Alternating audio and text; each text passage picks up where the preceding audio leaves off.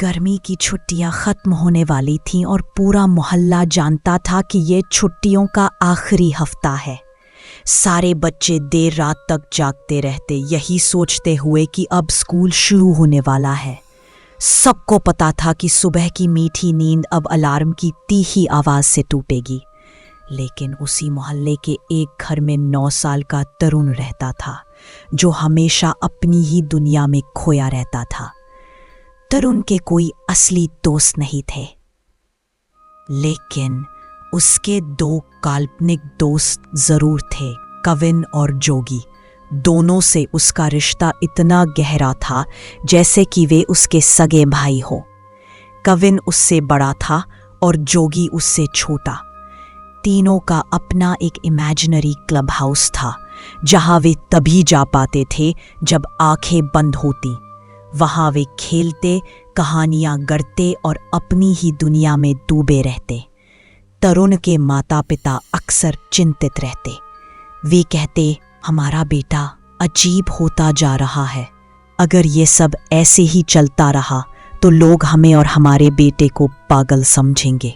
पिता उसे खेलों और बच्चों के क्लब में भेजना चाहते थे, पर तरुण का मन सिर्फ अपने क्लब हाउस में था।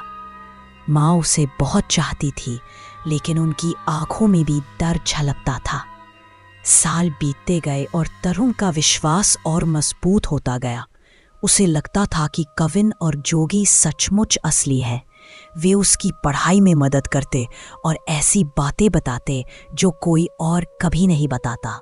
स्कूल में चाहे लोग उसे अजीब लड़का कहते, और उसे परवाह नहीं थी। लेकिन उस गर्मी की छुट्टियों के आखिरी हफ्ते में अचानक सब बदल गया। अब कविन रोज मिलने नहीं आता था। कभी कभी आता और उसकी मौजूदगी भी अजीब लगती, जैसे कोई उनकी गर्दन के पीछे सांस ले रहा हो। एक रात क्लब हाउस में कविन ने कहा, शायद अब मैं तुम दोनों से कभी ना मिल पाऊं। मेरे माँ बाप का झगड़ा खत्म नहीं हो रहा, हमें शहर छोड़कर जाना पड़ रहा है। ये सुनकर तरुण और जोगी दोनों रो पड़े। उन्हें लगा जैसे उनकी आत्मा का हिस्सा उनसे छिन रहा हो। तभी कविन ने अचानक कहा, क्यों ना हम कल रात सचमुच मिलें, आमने सामने, असली में। यह सुनकर तरुण और जोगी की खुशी का ठिकाना ना रहा। उन्होंने बिना सोचे समझे हाँ कह दिया। मिलने की जगह तय हुई। मोहल्ले से कुछ दूर एक सुनसान पार्क, जिसका नाम था आम्रवन पार्क। अगली शाम तरुण बेसब्री से तैयार था। उसने पहले आंखें बंद करके क्लब हाउस में जाने की कोशिश की।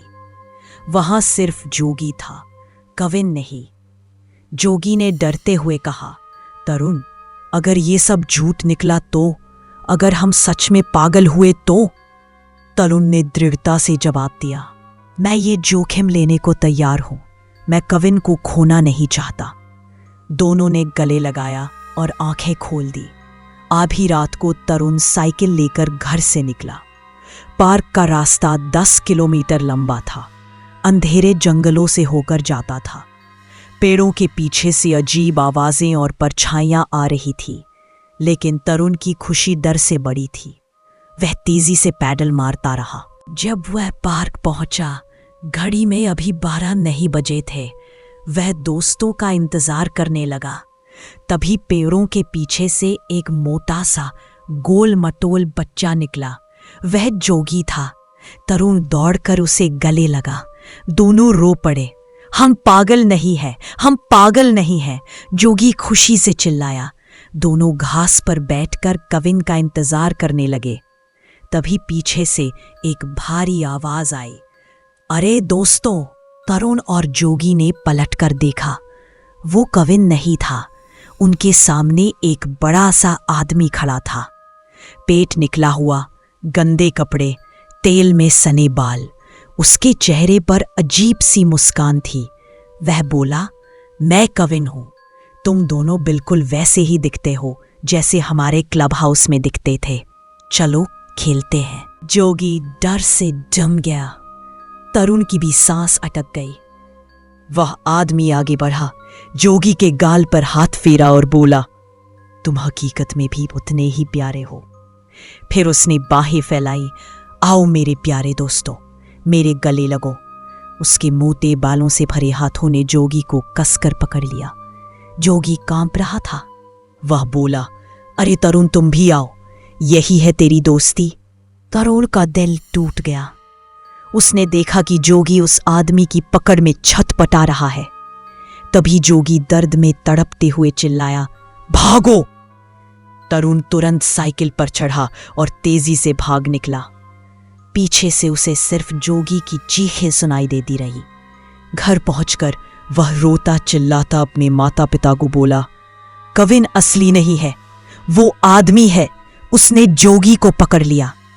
लेकिन माता पिता ने उसकी बात पर विश्वास नहीं किया। बस करो ये नाटक, अब बहुत हुआ। पिता ने डांट कर थप्पड़ तक मार दिया। मां ने उसे समझा बुझाकर सुला दिया। 3 दिन बाद टीवी पर खबर आई, 20 किलोमीटर दूर एक नाले से एक बच्चे की लाश मिली है। बच्चे का नाम बताया गया, जोगी। ये सुनकर तरुण के माता पिता के चेहरे पीले पड़ गए। वे कुछ न बोले। तरुण की आंखों से आंसू सूख चुके थे। साल बीत गए। तरुण बड़ा हो गया। वह कई बार अपने इमेजिनरी क्लब हाउस में लौटने की कोशिश करता, लेकिन उस दिन के बाद दरवाज़ा कभी नहीं खुला। कभी कभी वह बस उस दरवाजे से कान लगाकर सुनने की कोशिश करता। अंदर से वही आवाज़ आती, कविन की आवाज़। वो आज भी तरुण को पुकारती है, लेकिन शायद वह दरवाजे से बाहर नहीं आ सकता, क्योंकि शायद जोगी ने अपने दोस्त तरुण को बचाने के लिए उस क्लब हाउस का दरवाज़ा हमेशा के लिए बंद कर दिया था।